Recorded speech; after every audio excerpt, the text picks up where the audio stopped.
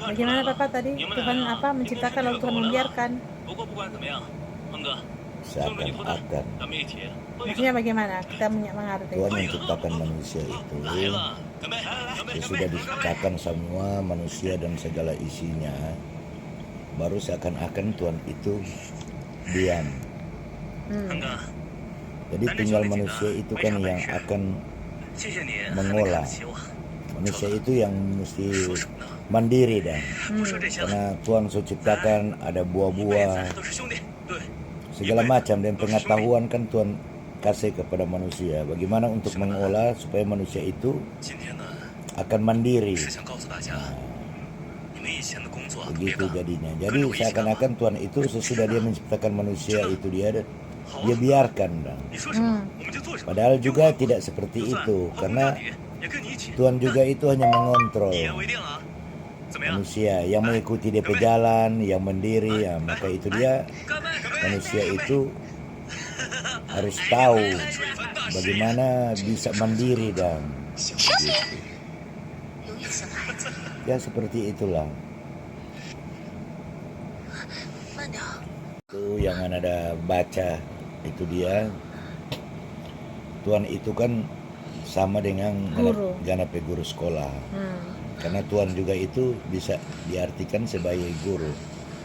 Nah, kenapa begitu? Kalau pengetahuan itu, kalau guru di sekolah itu mencari tentang pengetahuan. Bagaimana Ngana mesti belajar ini, belajar itu, supaya Ngana bisa ada pengetahuan untuk di kemudian hari Ngana bisa mandiri. Karena Ngana punya Tuhan juga begitu. Tuhan mengajarkan itu dia melalui firman-Nya. Nah, yaitu bagaimana dengan Tuhan itu di masa munculnya Tuhan itu, perjalanan Tuhan itu mengabarkan Injil, apa itu kan adalah satu pendidikan buat manusia dah. Nah, maka itu dialah sebagai jalan kebenaran dan hidup. Jadi seperti itulah manusia harus mencontoh. Sebab kalau manusia itu dia harus Tuhan yang selalu membimbing, maksudnya macam Tuhan yang harus mengisi nganape mata pelajaran seandainya, atau nganape bisnis kon Tuhan yang tidak ada. Semua orang yang tidak berhasil, semua berhasil. Baru di mana lah DP arti itu dia kalau hanya ada keberhasilan di dunia ini dia, di mana itu kegagalan itu enggak rame dan contohnya begitu. Jadi sebagaimana adanya dosa itu, disitulah ada kebenaran itu dan dosa itu. Nah disitulah mereka itu dia seakan-akan berargumen. Nah, bagaimana manusia itu harus lulus dari dosa, sama dengan di sekolah.